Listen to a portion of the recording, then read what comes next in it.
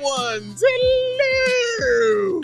Welcome to CHGO Bulls podcast, brought to you by our peoples at Coors Light. Make the most out of times you choose to chill. Choose Coors Light. Get Coors Light delivered straight to your door via Instacart by going to CoorsLight.com/CHGO basketball. Celebrate responsibly. Coors Brewing Company, Golden, Colorado. I am Big Dave, guiding this ship. Yes, I am this black and fine.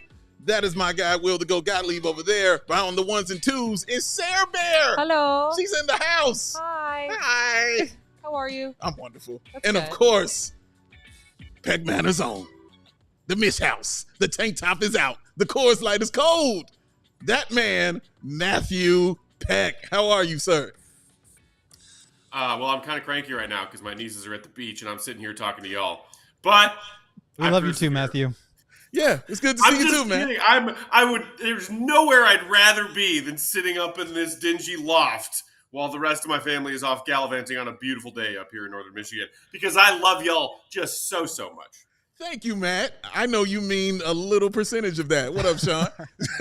Sarah, please, I do want to ask you, because you were at the Brewers game on that escalator. Are you okay? I am okay. All right. I just have a bruise. Just have a bruise? That's it? Yeah. Or your boyfriend picked you up and carried you like the movie An Officer and a Gentleman? You do not get that reference. Matt does. But carrying the officer, like, just picks you up and carries you. You got it too? You got it too? All right, good. There was a dog pile. I needed to get out of it.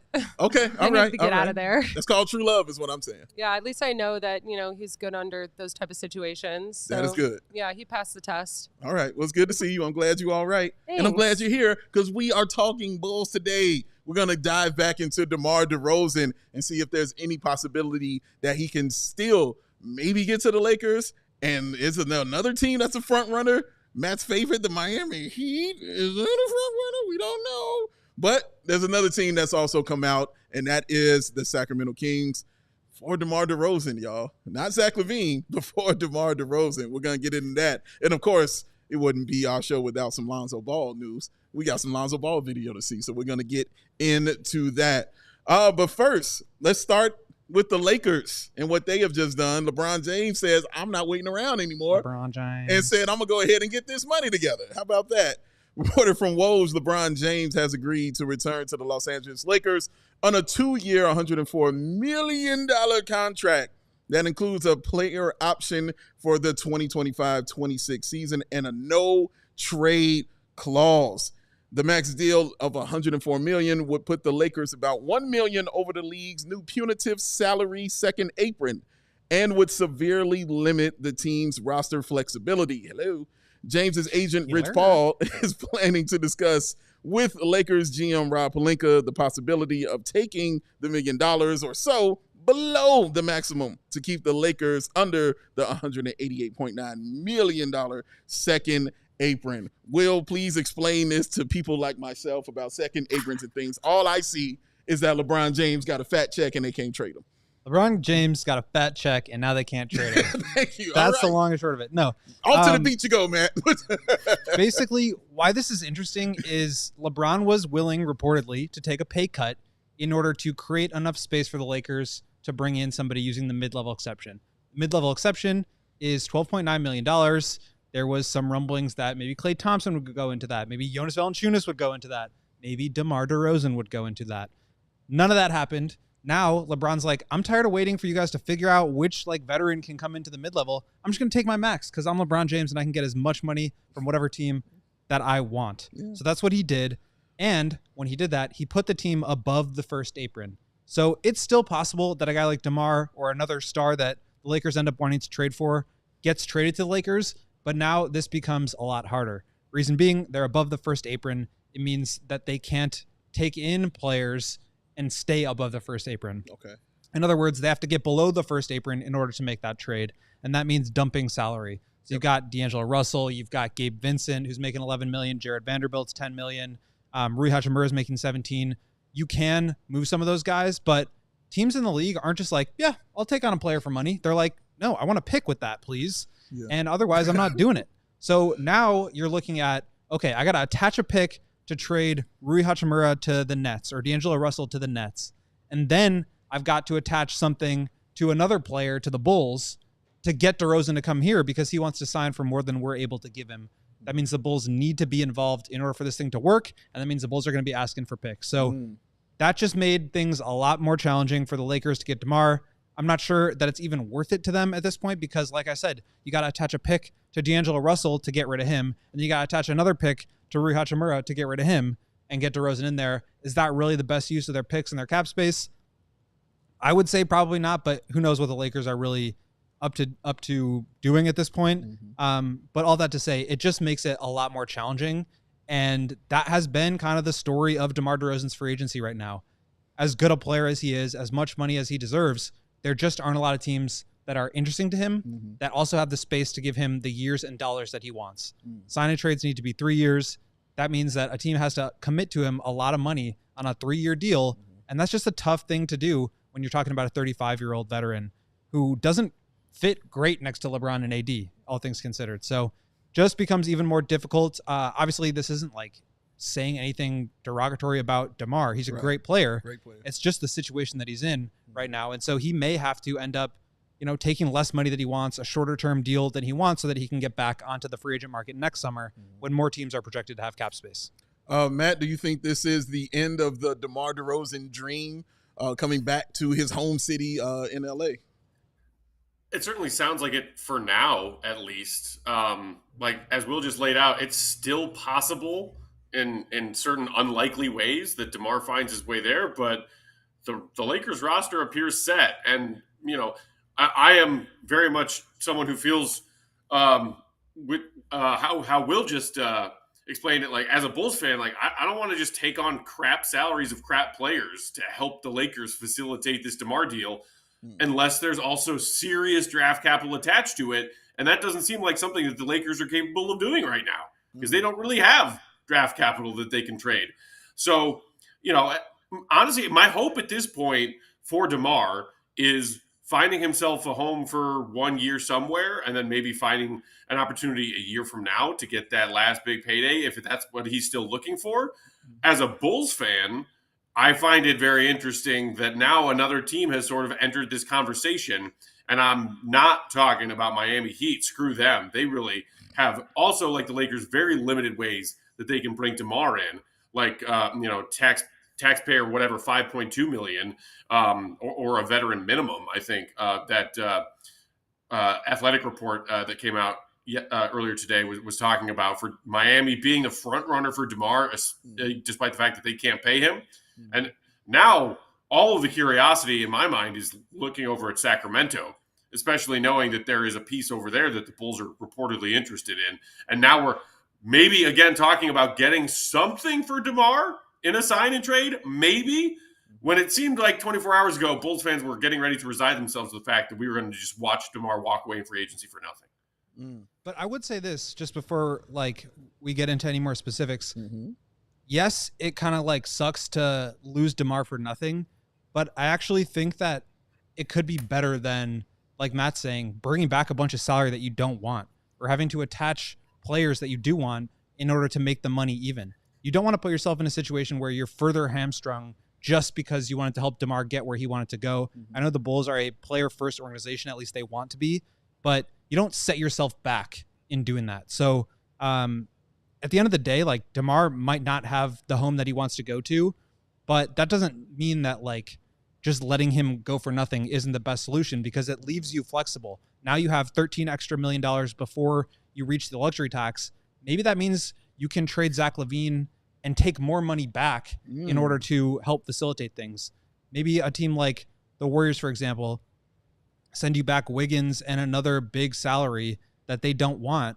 So you're helping them clear off their books a little bit while you also get to move on from Zach that way. So leaving that extra space, I think there is value in that. Obviously, you don't want to lose DeRozan for nothing. Or maybe you get a third team in there. They can take the salary and the asset and you retain that space. But I just yes, it sounds bad to lose him for nothing, but I think there are some pros to it just because having that flexibility is nice. One of the problems with the Bulls these past couple of years is that they've just been so close to the luxury tax that you can't do anything. So having a spare $13 million of buffer room allows you to take back more salary in another deal. Maybe it's a Torrey Craig for Zeke Naji and a pick. You help clear out the Nuggets space. You give them a rotation player. You take back a young backup center who's making more than he should be, and you get a pick for the price of doing business. That's the kind of move that the Bulls should be making, but they can't do that unless they have that extra space. And getting a bad salary back in a DeMar DeRozan trade, that would just make things even harder. Yeah. TR says this DeMar misread the market. Whoops. Tangi Marie, DeMar should have took the money. A.TV, is it possible that DeMar will sit out this year if he doesn't get a deal that he wants? No, bro, he's playing. That's a hooper, man. Like, DeMar is not doing that. Hey, Julia, he is not doing that. He is going to play, and he's going to get out there on that floor. I don't want this to be over for him because I like DeMar DeRozan. He's too good. When I say over for him, I don't mean his time here in Chicago. That's over. That's done. I'm cool with that. I'm saying his dream of actually going home to LA. I don't want that to be over for him. It feels like the Clippers have definitely shut the door on that with their signings. So I don't think that's going to go down. But you talked about the fit in LA, next to AD, next to LeBron. I'm always under the impression that if you got LeBron, and I don't care who you put next to him, it's going to fit some kind of way because LeBron is going to find a way to make it work. But I just want this for DeMar just because of the great person that he is and the things he did here in Chicago on and off the floor. Like, I just would love to see him in his career or even just have a moment in his career where he puts on a jersey of a team that he really wanted to play for all his career. Man, I think he really deserves that kind of stuff. And I hope it works out like that for him. But what are the chances? So, Will, like, are we talking like extra thin, like a thin slice of provolone of him actually becoming a LA Laker? Maybe a little provolone. He does still have options. I think the holdup right now is how much money he's asking for. Okay. The Lakers could easily clear a couple $1 million, get the taxpayer mid-level exception, which I believe is like $5.5 million, and they could sign him with that on a 1-year deal. He gets to play with the Lakers. Everybody's hunky-dory, and he gets to be on his hometown team. He could do that with the Clippers. He could do that with Miami. It doesn't take as much to open up $5 million as it does to open up, almost 13, obviously. True. So there are still options here, but this is DeMar holding out for a bigger payday, and there's nothing wrong with that. He deserves it. But that's just the situation as far as why things haven't happened yet. You could also say, knock, knock, Mr. Trajan Langdon, new Pistons GM, I'd like to come play for you for $25 million a year. Can we make that happen? I'm sure he'd say fine and then try to flip him at the deadline. So he does have options. It's just the teams that he wants to go to and the amount of money that he wants. That's what's not available. And or teams aren't willing to do the sign and trade because they don't want to lock him into a 3-year deal. So obviously something's going to get done at some point. I think it's just like a tough pill for DeMar to swallow to be like, yeah, I'm going to have to sign for $5 million this year. Or I'm going to have to go play for the minimum somewhere and then get back on the market next year. That's probably not what he deserves, and it's probably not what he wants to do, but that is potentially what the situation is turning into just because, as I said before, the amount of teams with space, with the flexibility, and that are good enough to like be exciting for DeRozan, that's just not there right now. Matt, real quick, because we got to go on the break. The chances of DeMar going to LA, high, low, where you at? Low at this point. I mean, even before the LeBron thing, it seemed like maybe Miami was gaining traction as the most likely landing spot for DeMar, despite the fact that they don't seem to be able to pay him. But I would put still both of those outcomes, and maybe Sacramento now too, higher than Detroit. Look, DeMar DeRozan loves money and loves making money being great at basketball. Detroit, why the hell would he go to Detroit? That makes no sense unless he's really only about the Benjamins. And I don't think he's really that only about the Benjamins. Yeah. All right. We're going to take a break here. When we come back, I definitely want to get into DeMar to the Miami Heat and just let Peck talk. And then we'll talk about the Sacramento Kings. Yeah, let's talk about the Kings too. As the new team that will be involved in this. But first, it is Sell Guys Gym favorite time. Coors Light. Between work, social media, and the choices life throws our way, it's no wonder we're more worked up. Coors Light celebrates rising above and choosing a chill mindset. Why not turn that rained out barbecue into the 55th annual Will to Go Gottlieb and Benny the Bull karaoke house party? Or, after a tough loss, settle scores with an ice cold peace offering.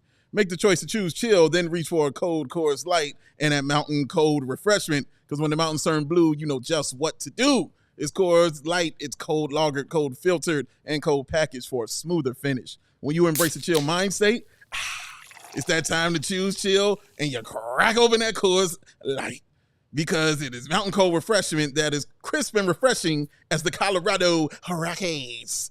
Now, most times you choose chill, but do it with the Coors Light, y'all. Choose that chill mindset and get delivered straight to your door via Instacart with CoorsLight.com/CHGO basketball. Coors Light, celebrate responsibly. Coors Brewing Company, Golden, Colorado. Cheers to that. Mm-hmm. That's so refreshing. Cold as the Rockies. Today's show also brought to you by our friends at Indeed. We're all driven by the search for better. But when it comes to hiring, the best way to search for a candidate isn't to search at all. Don't search, match. Match with Indeed. If you need to hire, then you need Indeed. Indeed is your matching and hiring platform with over 350 million global monthly visitors, according to Indeed data, and a matching engine that helps you find quality candidates fast. Ditch the busy work. No one likes busy work. Use Indeed for scheduling, screening, and messaging so you can connect with your candidates faster. And Indeed doesn't just help you hire faster. 93% of employers agree that Indeed delivers the highest quality matches compared to other job sites, according to a recent Indeed survey. Maybe the Bulls should look into posting some jobs on Indeed. I'm not going to say who's and which jobs. I'm just saying, hey, Bulls, if you're maybe looking to make some new hires sometime in the near future, I wouldn't be opposed to that. And you should do it on Indeed because you're going to get great candidates, smart basketball minds. They're perusing Indeed. Make an account, Bulls, and start hiring some people. And listeners of CHGO Bulls will get a $75 sponsored job credit to get their jobs more visibility at Indeed.com/AllCity. Just go to Indeed.com/AllCity. That's ALLCITY right now and support our show by saying you heard about Indeed on CHGO Bulls. Indeed.com/AllCity. Terms and conditions apply. Need to hire. You need Indeed. Oh, the Coors Light is flowing. I love it so much. Shout out Summer Peck. He's my fave. And shout out to Robert Kranis in the comments. Big Dave, Matt Pack, and Goat are the big three the Bulls really need. We love you, Robert. Thank you for saying that. Appreciate you very much, And sir. if other people who Real are man, Rob. watching us, 293 of you, also feel that way, hit the like for us. Do that. We would appreciate it. Do it for Sarah Bear. Hit them thumbs up. As the Lakers did seem like that they were the front runners, but now we're hearing that the Miami Heat just might be the front runners to get DeMar DeRozan. At least that's the things that are being reported. Jovan Buha of The Athletic saying the Lakers have now turned their attention to DeMar DeRozan, though the Heat are currently viewed as slight favorites to land a 15-year veteran and 6-time All-Star. Barry Jackson and Anthony Chang, I apologize if I'm saying your name incorrectly, of the Miami Herald, there are still significant challenges that could ultimately prevent a Heat-DeRozan marriage. The biggest, at the moment, the only way Miami could add him would be if he accepts the Heat's $5.2 million taxpayer mid-level exception, or, even less likely, a minimum contract. Those are the Heat's only non-trade avenues to add players. Matt, after hearing this and knowing that the avenue is small to go to Miami, it still feels like, though, you might have a little more encouragement that he would end up on the Heat over the Lakers just because of Pat Riley, correct? Yeah, I don't know if I would choose the word encouragement because I would freaking hate it if DeMar went to Miami, because to hell with Miami and everyone who puts on a Heat jersey and everyone who is a Heat fan, and they're all fake as hell. Shout out to Jimmy Buckets, by the way. I saw some interview he was doing that was going around NBA Twitter the other day, calling out Heat fans for never showing up on time for the start of their games. Good for you, Jimmy. Heat fans are fake as hell and they're trash people. Do better. Shout out to my boy Joakim Noah. I encouraged, no. Terrified, yes. Because this is a scenario where I could see DeMar saying, all right, you know what? I'll sign a 1-year deal for the taxpayer mid-level of $5 million. See if I can go make something happen in Miami this season.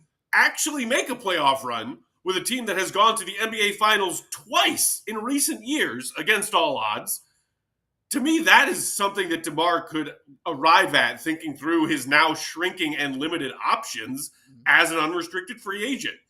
To me, that makes more sense than trying to ram his way into a Lakers team that already seems crowded and busy, and their minds are made up. LeBron signed to his new deal. Like, the Heat make a lot of sense if DeMar is willing to take a pay cut and want to go there to compete. And hey, Florida state taxes, all that jazz. It's only $5 million, but like there's a lot else to like about Miami and living there for a year, which is why they get all the free agents all the time. Matt brings up a good point right there about the sales tax. That was one of the things that sold Klay Thompson on going to Dallas. They didn't give him the most money, but he will recoup most of it because he has that sales tax. Because something like that be for DeMar DeRozan, I don't see him taking the $5.2 million, but do you think that he could some kind of way make this work and get him there, just like you said, for that year? I mean, that's kind of what I was saying before. He's running out of options. And so I think similar to the situation that Arturas put Jerry Reinsdorf in, which is like you can pick one between paying the luxury tax or making the play-in. He's going to have to decide between being competitive and playing for a real team or making money, because those two things is just not going to happen this summer. And so I think a $5 million taxpayer mid-level with like one of these teams like Miami or the Lakers or the Clippers, that could work. I could see him getting the full mid-level exception for a team like the Kings if they were able to clear out some space. But there's just not a lot of good options out there. And so giving himself a chance to win at a high level this year, get back on the market next year when more teams have money, I think that can make sense. I was listening to, I can't remember what podcast it was, but they were talking about Klay and the no state income tax thing. It doesn't quite work that way because you get paid in the NBA, according to this podcast, on per game basis, right? So if you're playing a game in Illinois, you have state income tax on that. True. If you're playing a game in Texas, you don't. But so it's half your games plus so the 42, plus the few more if you're playing in Orlando or San Antonio, Houston, things like that. There's other games where that wouldn't happen. So maybe it's closer to 45 or 50, but it's not like you don't pay any state income tax. So that, I mean, it does help, and that does matter. But I think at this point, it's going to come down to him of like situation and money. And I think he's going to have to decide between those two, not get both of them. Yeah, Matt, we kind of touched on a little bit what DeMar would kind of be for that Heat team, what he would mean. What do you think this would elevate that Heat team to in a conference that already sees the Knicks and already sees Boston where they are? Philly, you saw the moves that they made right there. Milwaukee is always going to hang around because they got Giannis. Where does this put the Heat if they can acquire a guy like DeMar DeRozan? I mean, I don't think it necessarily moves the needle for them in the regular season. It might move the needle for them in the playoffs. And you know that whatever Miami does from game 1 to game 82 and however they wind up there, I would anticipate that they are somewhere in the 6 to 10 range. Maybe a play-in team, maybe they sneak in at 6, maybe 5, avoid the play-in tournament. But then it's all bets are off with the Miami Heat. When you get to the playoffs, all bets are off. We have learned that over the years. So DeMar makes them a much more dangerous and difficult out when you get to the playoffs, assuming Miami's going to be there. I also did notice some people in the comments talking about this, and we should make note of that as well. There is the Alec Burks element to this. It was 4:00 Eastern time that Woj tweeted that Alec Burks agreed on a 1-year deal with the Miami Heat. So there is another roster spot spoken for Miami when it comes to these talks about DeMar. They still,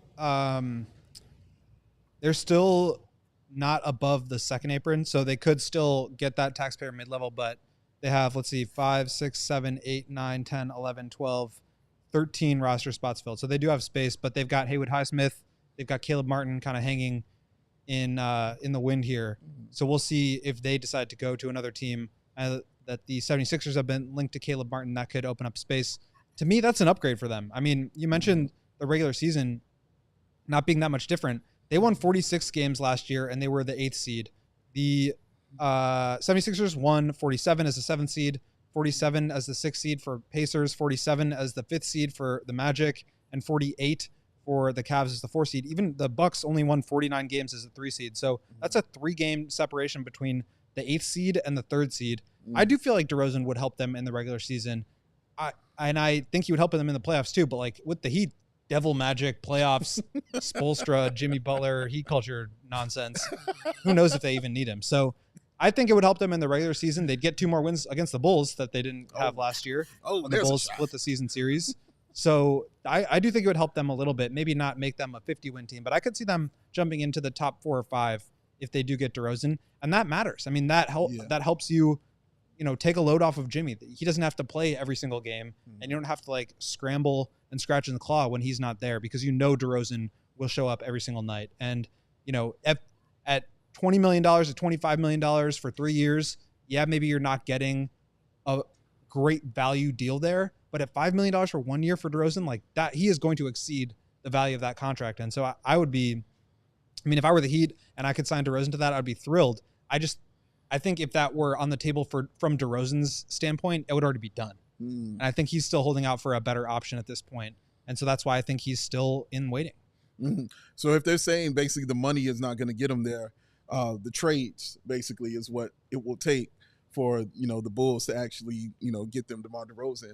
What would that trade have to look like for the Bulls to say, okay, go ahead, this is going to go through? From Miami? Yes, correct. Yeah, that's where things get difficult because they're over the apron. So they would have to offload Tyler Hero, Terry Rozier, Duncan Robinson, one of those 3 players onto another team to get below the apron and then do a sign and trade with the Bulls. So you're talking about giving up an asset to move off of one of your players. Maybe a team like Detroit says, yeah, we'll give you guys a pick for Tyler Hero because we think he could be a good fit next to Cade Cunningham. He gives you some spacing and shot creation. Maybe he's seen as an asset by some teams where they could get a pick, and then now you attach a pick to Duncan Robinson to give to the Bulls. But it's just very complicated because when you're above that apron, you have to get below it, and then you have to do the sign and trade, and that can be difficult. And then from the Bulls' perspective, what makes any of these difficult is they can only take back that $13.3 million that we talked about. So if you want to talk about Duncan Robinson, well, he's making 19. So that means you got to offload Javon Carter or $6 million in another way in order to make that deal work. And now you're talking about giving even more money to a third team. So it is a little bit tricky with these teams over the apron. And that's why, it's seeming less and less likely, not impossible, but less and less likely for the Clippers, the Lakers, and the Heat to make a move on DeRozan. And that's why maybe this third, dark horse team, the Kings, does make a little bit more sense. Matt, can you tell me again how much the Heat stink? I just enjoyed hearing that so much from you because, my hatred for them in the New York Knicks. I just like hearing you say these things. Yeah, the Heat suck. All that talk, the Heatles were spitting at their celebratory, championship rally before they played a single game together. What, you think I forgot about that? You think the world forgot about that? Not 5, not 6, not 7? Knicks and the Heat. Oh, who do I hate more? Yeah. Oh, that's a great question. Yes. And the Celtics. And the Lakers. Give me your power rankings of Celtics, Lakers, Knicks, Heat in order of which team you hate the most. I don't hate the Celtics. Who was the other F team? the Celtics. I feel like I said that because I know Matt. Lakers, Knicks, Heat. I don't care about the Lakers. Yeah, this is a Matt question. F the Lakers. Okay. F the Lakers, F the Celtics. MF the this isn't and F MF. Mary Kill. This is not F Mary Kill. This is put them in order of which you hate the most. This is Stop kill, ducking the and question. kill harder. Yeah. Now we're talking. This is stab, shoot, and choke. That's how he has it like that. Well, and poison. Like, well, maybe one of them gets that. I don't know about you, Dave, but I think maybe it's recency bias. I hate the Heat more than I hate the Knicks right now. And the Heat got absolutely bounced out of round 1, by Boston. Most people expected that, and the Knicks made a much louder, deeper playoff run. But my '90s kid hatred of the Knicks, it's deeper in the past. I'm still I still have deep, barely healed scars from the Heatles years. When Bulls fans, for the first time since the dynasty ended, thought we had a championship caliber team. And they kept messing it up and doing it in the most dickish ways possible. I'm going to come back and give my answer. I'm going to get into that. We're going to take this break right here. When we come back, we also going to talk about the Kongs. Ladies and gentlemen, DeMar to the Kongs. We'll see. And Lonzo Ball's news. But first, let's take a pause for the calls. Shady Rays. This is Baby Joey approved ad right here. Get ready for the season ahead with quality shades that are built to last. Our friends at Shady Rays have got you covered with those premium polarized shades that will not break the bank. It's an independent sunglasses company offering that world-class product. Was rated 1, 2, 3, 4, 5 stars by over 300,000 people. Their shades have durable frames, crystal clear optics, making them the perfect choice for your outdoor. And as well, the Gottlieb over here is proven when he puts them on his awesome face, just like Matt Peck. Your indoor adventure-ones. Look how cool you are, and look at the different colors you can have, ladies and gents, because that's how they roll. So exclusive for the listeners out there, Shady Rays giving away their best deal of the season. Head to shadyrays.com, use that code CHGO. Get yourself 35% off those premium polarized shades to try by yourself. The shades that are rated 5 stars over 300,000 people, because it's Shady Rays, where the Rays are oh so shady. Woo! Nothing better than Shady Rays in the summertime, man. Yes, sir. Nobody forget your Shady Rays when we go to Vegas for Summer League in a week. Oh, the plethora of Rays will be in full effect, sir. I can't wait. We're so close, y'all. What is it, a week from Friday? Week from Friday, we're going out to Vegas for Summer League? Let's go. We're going Bring your Shady Rays. And you know who we're going to be, hanging out with when we out in Vegas. Tell me. The fine people who represent Circa Las Vegas Hotel and Casino, and of course, the wonderful Circa Sportsbook. Yes. Who also always, with that Circa Sports Illinois app, have tight money line splits and low hold models, always striving to have that minus 110 starting point for game point total over under odds, for game spread odds, money line odds, unlike a lot of other sports books these days who push those starting odds minus 115 or minus 120 for no gosh darn good reason at all. Circa also doesn't limit players based on their recent winnings. Every player has the same limits, unlike other sportsbooks who limit those hot streak players who want to keep the hot streak going. Also, of course, you know about the wonderful customer service at Circa that we keep telling you about. Real people behind that Circa sports brand who resolve any issues you might have in a timely fashion, unlike other sportsbooks who use the dreaded, useless, good-for-nothing, rotten to the core chatbots. Down with the chatbots. Down with the machines.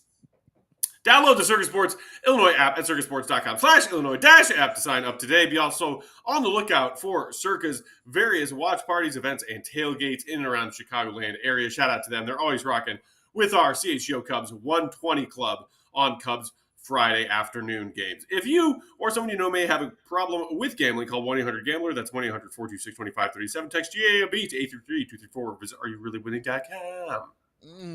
First and foremost, how many people we got watching this right now, Sarah?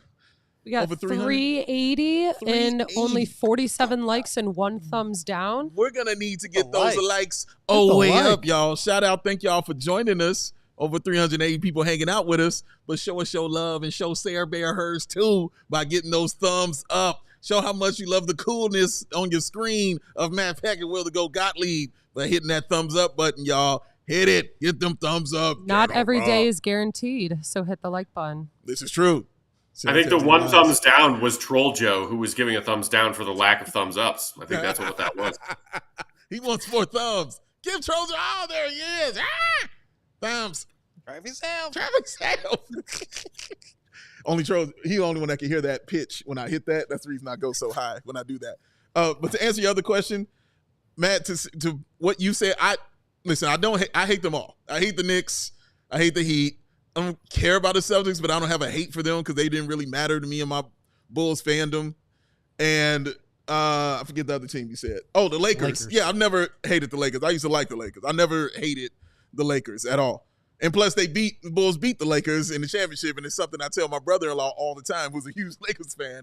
Yeah, y'all got all the titles, but I know who you didn't beat, and that was us, sir. It's the only thing I hold over him. They have 17 titles. That's a lot. But I would say my hatred for the Knicks doesn't come out until I see John Starks. When I see John Starks on the floor, did you see him in the playoffs? Always getting on the floor like he wanted to walk onto the floor because he's hyped. That just boils my blood so much, and I hated it so much watching John Starks be happy. I don't want to see John Starks be happy. I wish all the bad things in life on John Starks. I'm joking when I say these things. Follow-up question. Slightly. Yes. Do you hate John's? Okay, let me ask you it this way. Who do you think hates what more? Do you hate John Starks more, Or does Shirtless Wonder hate wearing shirts more because he is sitting over there the taking in some Wonder. Rays? First of all, shout out to Hands GOAT. behind his head. Shout out to Adam. the Shirtless Wonder. Look at him. Shout out to him. I still want to know why he was on crutches. I got to figure that out. But look at him. All smooth and cool. Look like he talking on the phone, conducting business. Oh, the Wonder. We love you so, sir. Yeah, but Knicks go to hell. Heat too. I don't like them neither. They actually beat the Bulls a lot, so yeah, I don't like them either. I can't stand them. But let's get back to this, man. The Kongs. The Kongs. They have now become a team that wants, not Zach LaVine, but DeMar DeRozan, y'all. Mark Spiel's reporting the Kings are a dark horse to get DeRozan. The Kings will be back in the postseason next year. They've got a move coming soon. Casey Johnson also said the Bulls are fans of Kevin Huerter. That is something to monitor. Most of the talk has been about the LaVine trade featuring Huerter, Barnes, and draft capital. Previously, Donovan Mitchell. But after he's been traded, now it's draft capital.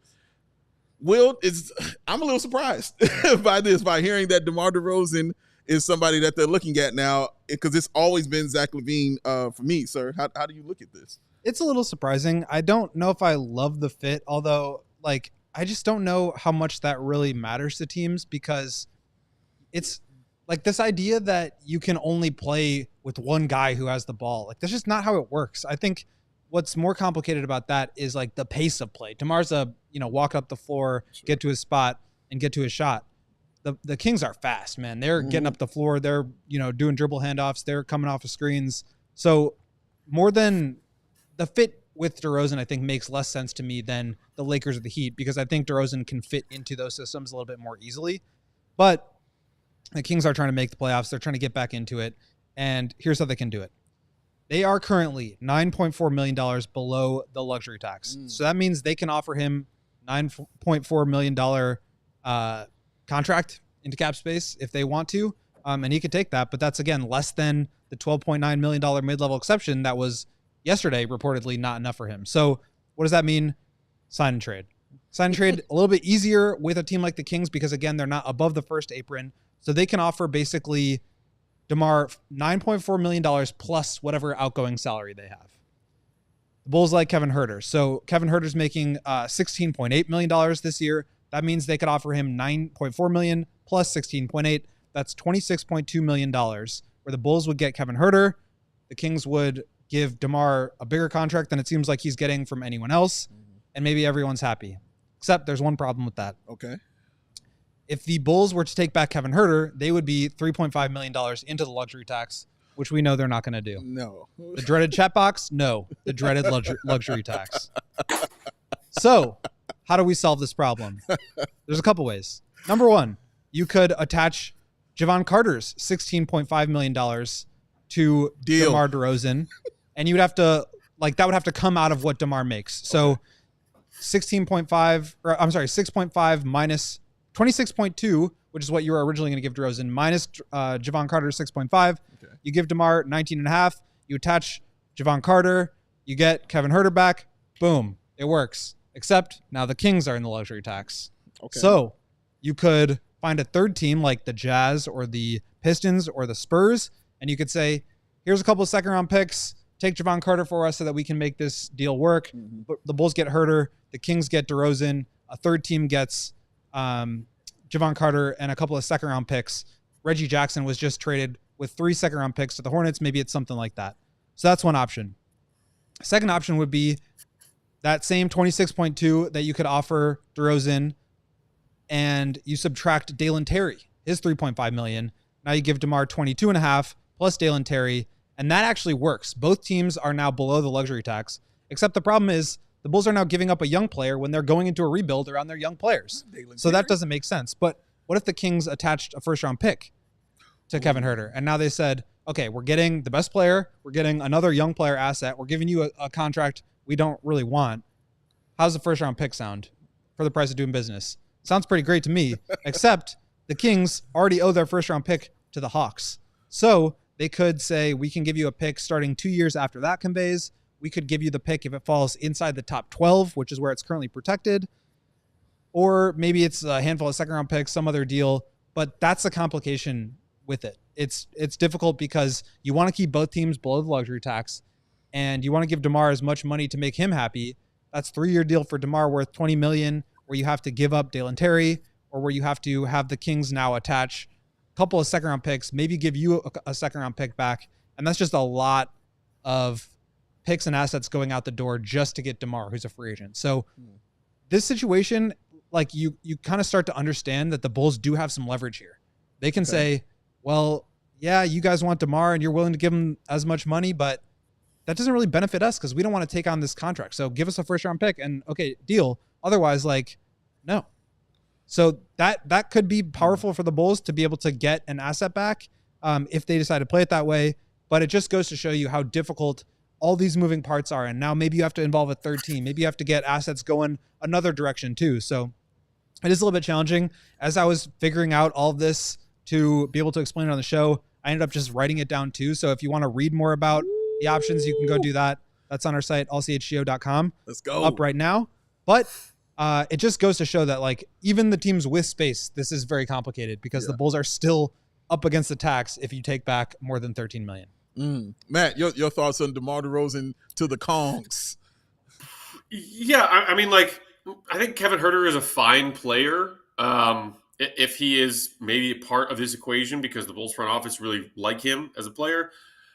He's 25, so it's not exactly like he goes against this youth movement that we're seeing. But I also think that the narrative around Kevin Huerter this season, in somewhat similar ways to the LaVine's, has gone too far one direction. Everybody's talking about Kevin Huerter like a trash player because he just shot 36% on a slightly lower volume of threes this season. 2 seasons ago with Sacramento, he was a 15 points per game scorer who shot 40% from three. Like, that's a valuable player. And it is something that the Bulls desperately freaking need. No wonder that the Bulls are high on Kevin Huerter. He can freaking shoot a basketball from farther away. We need that. Look, I'm still fine with the Buzelis pick.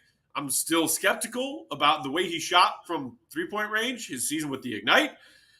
I feel very blah about the Josh Giddey trade right now, and we all know that he can't shoot for dick. So, okay, you bring in, a big man who can stretch the floor with your one free agency move thus far. So you address shooting a little bit in that way. Great. You still need to address shooting for the love of God. Kevin Huerter would do that. But I am also on Will's wavelength, which is like, I don't like Kevin Huerter that much and would want some other piece of the equation coming back to the Bulls. And it doesn't sound like that is very likely. Yeah, I think that's the part right there. And you're dead on, Will. And everybody in the comments is showing you that love. Sports Chicago sounds. This is the GOAT's wheelhouse. He is an NBA Rain Man. I like Joshua Simmons. Yes, give Will a raise. WTF is he talking about? That's right. That is why I'm here. That made my day. You're the man, Will. This is true things. But that's why I said earlier, like, maybe it's just better for the Bulls to let him walk for nothing and not facilitate a sign and trade because now you have space to be able to make other moves. You don't have to take in bad contracts. Kevin Huerter is being paid next year $18 million. So he's on your books for 2 years. And by the way, the Kings are a team who's been interested in Zach LaVine. If they trade for DeMar, now you can't offload Zach. So I wonder if it's not just better to say, look, if we can get off of DeMar scot-free, no salary coming back, maybe even a pick, sure, we'll do it. But at this point, it's like, it's kind of hurting you to take back so much money because that limits your flexibility moving forward. And again, that's what's plagued the Bulls all these years. And Sarah, thanks for putting Will's article in the chat. You guys in the chat, make sure you check that out. Click on it, read it, become a smarter, more awesome basketball Figure out fan. WTF I'm talking about. Yes.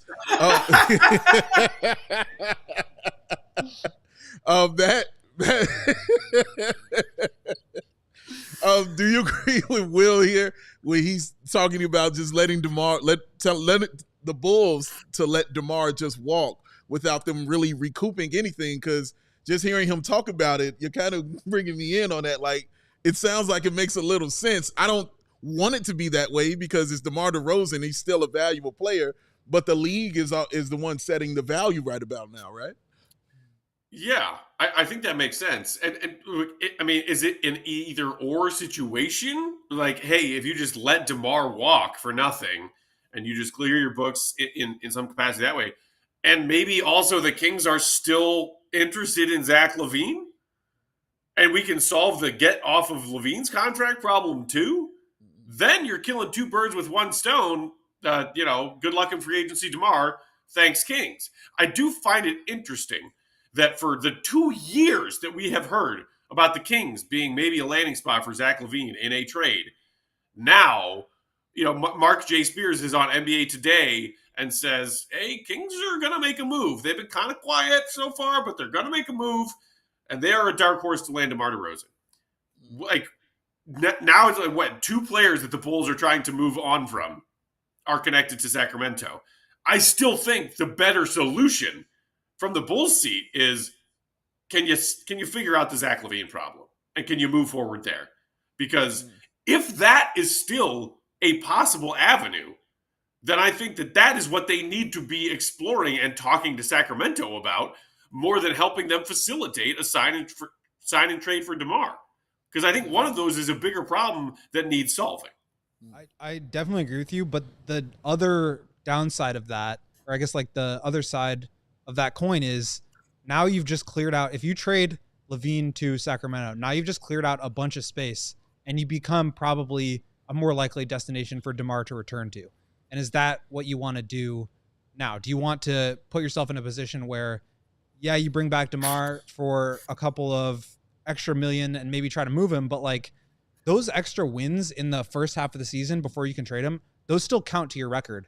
And I really feel like the Bulls are going to be, they have to be like winning this race to the bottom, because the idea of like falling out of the lottery, out of the top 10, just in the way that the lottery balls work, like that would be a disaster. To be a bad team, to trade DeRozan, and then to go from 9th to 11th in the lottery, and all of a sudden your pick goes to San Antonio. That would be worst case scenario. I think they really need to prioritize being bad. And that's why, again, it's like in a trade, or just like if you were trying to be a competitive team and you knew DeRozan was leaving, sure, you want to get something for him. Maybe you keep that salary slot alive.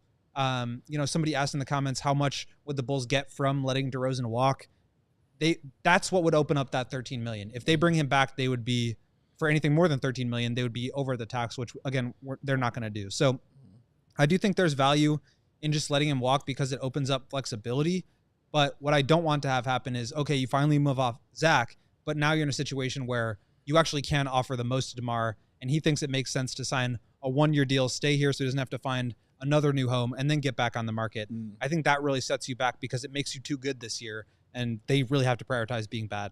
Bad, young, and fun. Bad, young, and fun. Oh, that's how I like it. David Snyder says, yes, do it. Pull the trigger on the trades. Huerter is younger and got more years left to give. Don't score much, but at least you get the best value you can for an aging DeRozan before he gets injured or regresses.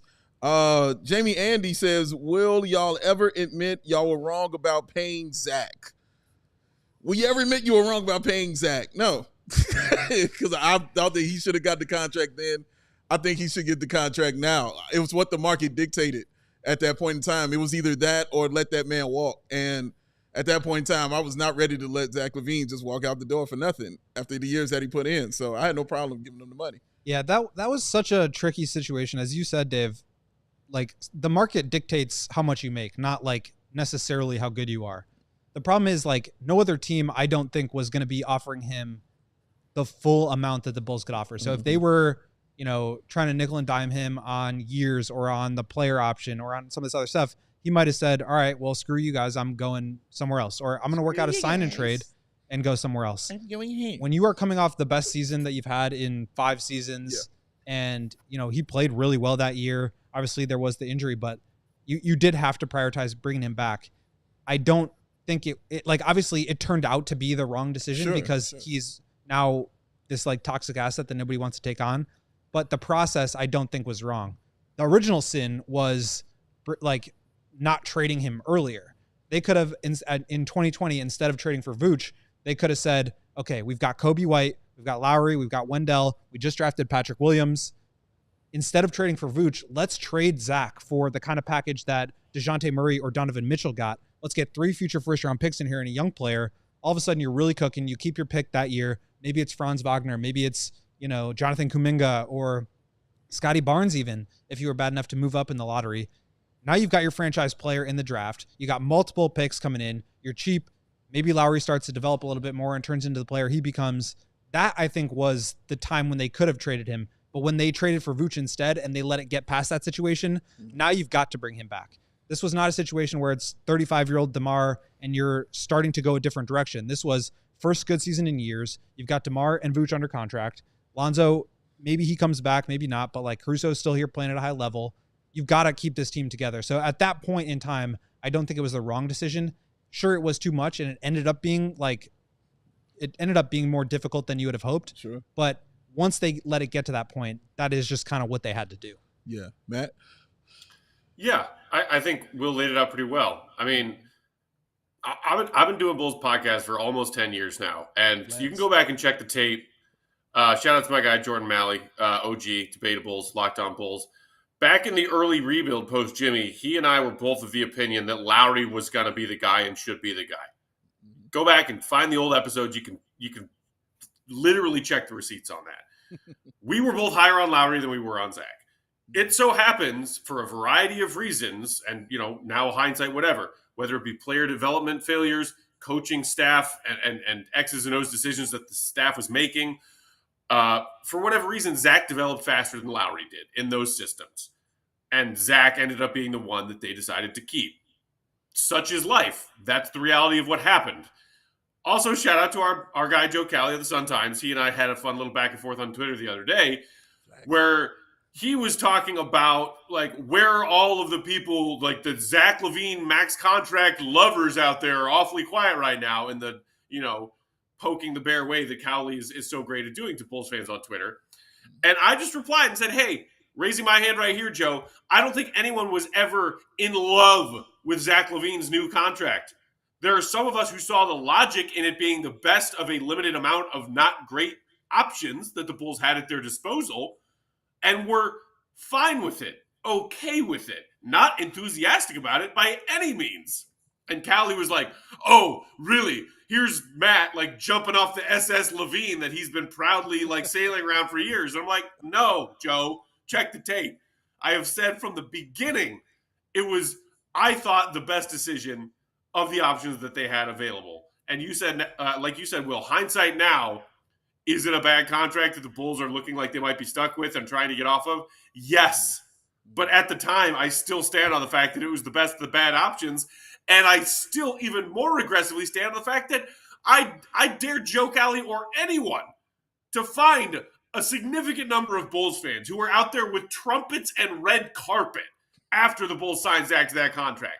No one ever, save for maybe our friend Romina, shout out to her, felt like that contract that they signed Zach to was like the best, greatest contract the Bulls as an organization have ever signed. No one felt like that. Some of us were queasily, uneasily okay with it more so than others. And at the time, like, that was a movable contract. And I think that's why you sign him to it.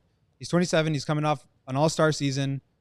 That's why you do it. Yeah. But here's the other thing that happened. The CBA changed. They brought in new rules that made it really difficult to justify paying your third best player, first best player money, because it's really impossible to build a team now with 3 superstar max players. So the rules changing, I think, also played into this. And then, of course, like, Zach and the Bulls are at fault here too. Zach started playing poorly last year. He, like, wasn't acting great. And then he elected to have surgery. There was that whole thing with, like, him versus DeMar with that athletic piece that came out a couple of years ago. Like, Zach hasn't played this super well either. Clutch didn't play it super well because they asked for a trade at a time when they should have known what his market was going to be before you do that. And now you're putting it out there that he wants to leave. You're putting pressure on the Bulls to make a deal happen, but you also should know that nobody really wants him at this point. So you can't really play it like he's Donovan Mitchell because he's not. And then he starts playing bad. He gets hurt. It's like this whole thing has just been like all these like terrible outcomes coming together and forming this opinion about Zach that everybody thought was like an unfair thing. And now it's just true because he is hurt. he did play poorly. His attitude was bad. So it is unfortunate, but that's why I say, like, this is also a super buy low opportunity for a team to take a guy on a 3-year contract for free. Bulls are trying to give him away.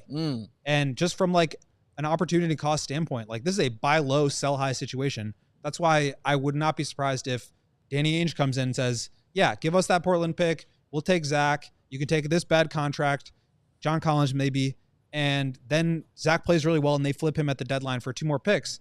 And it's like they just got 3 picks for 6 months of rehabbing Zach's value. Right. The Bulls are not in a situation where they can really do that because according to at least Joe Colley from his thing yesterday, like that relationship is not in a great place right now. And I think Zach would come in and play. He did that when he came back from his first injury last year and did the right thing. But it's just like at a certain point, this does need to end. I think the Bulls want to get it there, but they still aren't really willing to give up a pick to do that because that's just such a tough pill to swallow when you're going into a rebuild. Very true. Lars saying Will out here dropping Wilt numbers, doing his thing, baby. Sarah, is there any people with some comments to add to the things that we were talking about? Also, I wanted to shout out a comment I saw from Lars earlier who said he was driving through the Sacramento area earlier today and called into Sacramento Sports Talk to talk about the whole DeMar thing. Said he gave us a shout out on Sacramento's airwaves. So shout out to you, Lars. Appreciate you, Lars. Shout out, sir. Shout out. Sarah Bear. We have a super chat. Oh, come on. From Robert. If I was Grandpa Jerry, I'd give you all fellas max contracts. I appreciate you, Robert. Thank you, sir. Thank you. We would Love happily that. sign. Thanks, We would Rob. happily I'm sign. pretty sure the real Grandpa Jerry would not give me a max contract. We'll see. Maybe not Matt, but no. And then, Will, you never mentioned what team you hated the most out of all those ones you guys That's were a good picking. question. What team do And you Devin hate, Will? wanted to know. I don't really hate teams anymore. I don't really think you hate the hate player, not anything. the game? I don't hate the players either. He hates some things, Sarah. Does Some he? He's things always he so hates. content. I really don't like hate players or teams. It's just like it's more like process.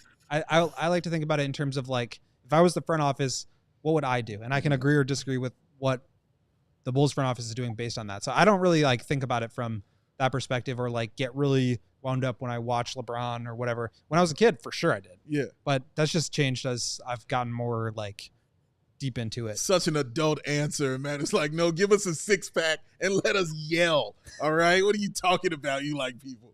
Go ahead, Sarah Bear. And then we had a couple people ask, Will, what you do on your laptop during the show. It's on the laptop, go. I'm monitoring the comments, which usually I can't see because Joey makes them very small, but you make them very big so I can see them. I try And to keep also, the screen. I was reading off my organized. notes on all the Kings stuff and making sure I didn't miss any news, stuff like that. Yeah. He's working. He's always working. He's always, man. He's putting Day together. one of asking what that man does on his computer every day, that can stop after day one. You've got your answer. That's right. That's how he rolls, And man. then, yeah. Aram saying also. Oh, I'm sorry. Oh, no, I was going to say, yeah, he, what's Aram? Aram. Aram gave us a shout out saying, also, you guys are legit some of the best NBA content out there. Keep it up, y'all. Which Thank you. I Thank agree with you. that statement. Thank you. Sarah agrees. Sarah Bear approved. We appreciate that. Matt, you're Eco Bean just said in the comments, Will for president. I tell you what, it's a pretty low bar right now, either way. That is a job I definitely do not want. Who are you hiring as vice president if you're the president, Will? You need to bring the people together. I'm the vice president? Yeah. Honestly, this country that is would be fragmented good. right now. Dave, you are the one that can bring the country together. I'm not against that. I just think I need a different title than vice president. I need something I How can about president? move around. You can just be the president. Nah, Fine I by don't me. want that. I don't want that. You're the one. You're the Kennedy out of here, sir. You need to be the president. True story. I saw the First Lady's motorcade driving by when my brother and I were at the brewery up here earlier this afternoon. She's doing a tour of some northern Michigan cities. And we were like, wow, there's like 3 police cars that exist in this tiny town up here. And one drove by with the sirens on, and then the other one did. And then a third one did. And we were like, wait, they have 3 police cars? We were like, what the hell's going on? and we were thinking like, hey, maybe somebody just like, started the fireworks show early and blew off their thumb. Or, like, a drunk boating accident or a car accident. And then all of a sudden it was like more state troopers and then there were like 3 blacked out Escalades in the middle of all of these sirens. We were like, oh shit. And we looked it up on it. the First Lady doing a tour of Northern Michigan today. Well done. Hey, My brother and I were just sitting there with our beers at the patio of the brewery, like, oh, well, enjoy that. There's some cars. Things are happening. Well, I want to send a shout out to the DMV because I had to go back today to the DMV and take a written test and a vision test at the DMV. Aced them both. Let me just throw that out there, baby. Aced them both. Expect nothing less. You feel me? Hey, man. On that test, you had to get 30. You had to get 30 right out of the 35 questions. And I got my 30. You had to get 28 right out of 35. And I got my 28 right within 30. I didn't even need the last 5 questions. That's what it was on, baby. And yes, I studied. Yes, I was ready. There was no way I was taking that test twice. No way I was taking that test 2 times, man. Shout out for getting me in and getting me out. I never want to see any of y'all ever again. Wow. And this is coming from the guy who says big guy loves all. It is love. Loves all is the exception is the You'd love DMV. to not see him again. Yeah, I'd love to not see them no more. I hope their lives come on to do wonderful things. And I hope they are awesome people and do wonderful, incredible things, but I don't want to see them at the DMV ever again. I don't want to go there.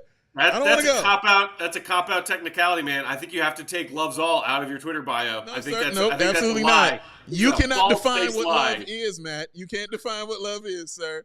I love everyone. I can define what hate is. I know that. Sure you can, because you're raging of it. I understand that. You can define what like is, but love is broad. And I love everyone, and I love y'all for hanging out with us, sitting here watching us, and enjoying this show.